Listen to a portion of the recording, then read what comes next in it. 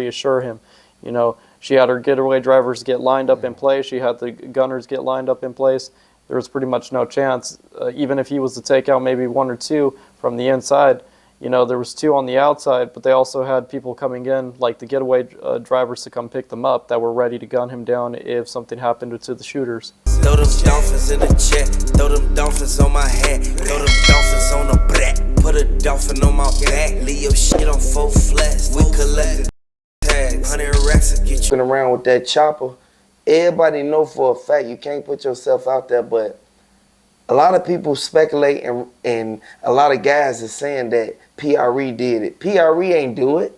They had other ops. Everybody know that Yo Gotti, it was a lot of people who didn't like Yo Gotti.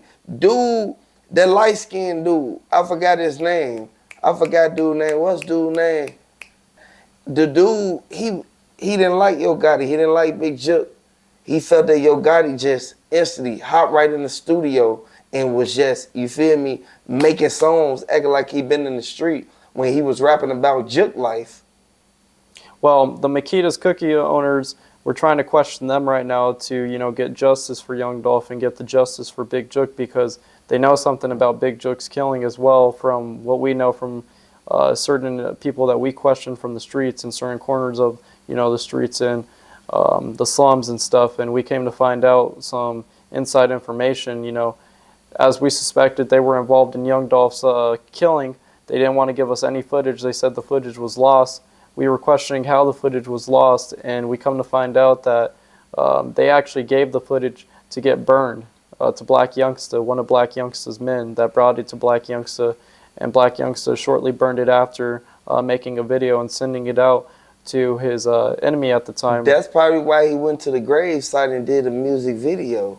Fingerprints on both scenes and surveillance footage from the killing of Big Jook. You know, Straight Drop made a call to Govan, and Straight Drop is electronic monitoring, and is on an electronic monitoring device, and they were able to retrieve the audio from the ankle monitor. And the county called from Straight Drop, and Straight Drop mentioned Glorilla in his call. So is Glorilla really the key to CEO Jizzle on the murder attempt charges? Is she like the key to his, like, what happened to him? Yes. I feel that Glorilla was playing her role. I feel that Glorilla, the side, she liked it, what Young Dolph was doing, but she also liked it what Yo Gotti was doing, because Yo Gotti been, like, in the game longer than Dolph. He been in the game for a long time. R.I.P. Young Dolph, because regardless of what went on, it's like, you can't be in the middle. You can't be on his side, then go over there to CMG. I just think you're going to switch sides just that easy. Like, you're going to be like, I'm on the Alliance and now I'm going to the Horde or something. Yeah, you can't do that. Like, in the streets, you can't. That's called playing both sides. So, to answer to your question, I think if Glorilla speak up, she'll be able to tell everybody what really happened. Okay, okay. And so my next question to you is, what does Big Jook's death mean for the Cornelius Smith trial for his plea deal?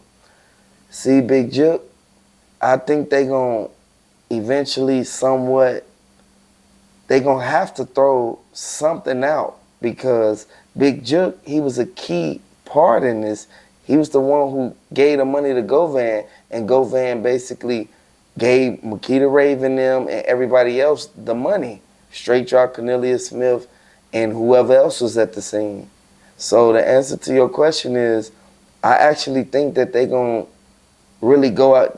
Once they go to court, they're going to speak upon Big Jook's passing, but then they're going to eventually say that, like, this was the key person. Like, this is the key ideal thing. Like, in this whole case, Big Jook, he was right there across the street in a $500,000 truck.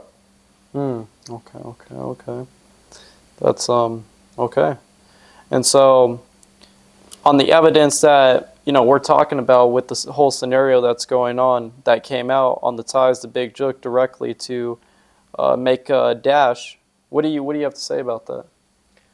See, Damon Dash he told the whole plot of what's going on. He told that it was a setup. They got down on Young Dolph. He said that they basically, like, they had Yo Gotti to instantly send his boys out there, but he ended up making a mistake by sending his brother out there, and it led to his demise. And it's like, basically, Big Jook, he should have never put himself in this situation. A lot of people think that Big Jook was still smart like he used to be back in the days. This ain't back in the days. And he was just being sloppy, you think, huh? Yeah, I think he was being sloppy because this ain't the 80s. You can't sit at no crime scene and sit right there and look at something happen knowing that you in tour with him, knowing that you put 40K on a comedian, his friend. I'm just thinking it's like some Scarface and you can just drive off into And the you can sunset just drive or off something. and it'll never come back on you. Okay. And that makes a lot of sense. I could see that point that you're making about all that too right there. And so my other question to you is on the murder of Yo Gotti's big brother Jook, you know, the play that they made, can you tell me, like, why did you think it was so sloppy, like, into detail on that? I think it was sloppy because, first off, you got the same people from the same hood Young Dolph be in the same car that they all on Instagram with, taking pictures. You can see them in the same car pull up. You think Young Dolph ain't know what that car, who was in that car? Young Dolph knew who the hell was in that car, man. Young Dolph knew exactly who was in that car, man. At the end of the day, we know for a fact that this sad that this had to happen, but when you really look at it, they messed up. It was real messy because you did it at a cookie shop in the hood. Everybody was outside.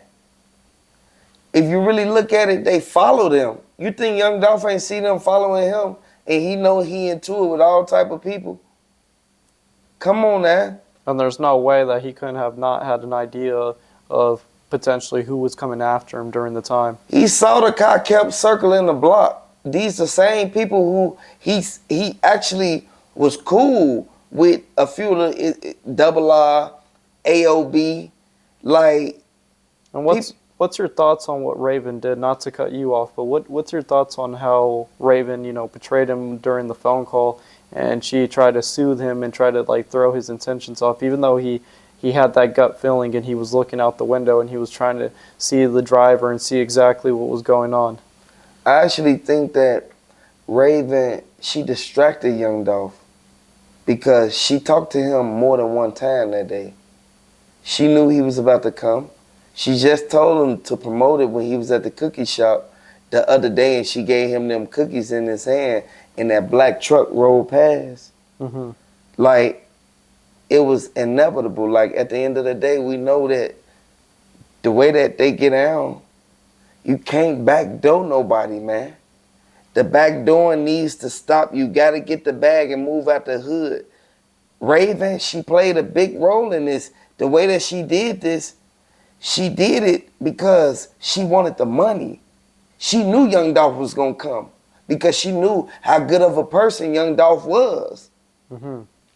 If Young Dolph wasn't the person who was reliable and who basically a come slide up exactly when he say, knowing that he's famous, come on now, she got him right where she wanted him. She knew she was going to get paid. This is why the GoFundMe money was spent.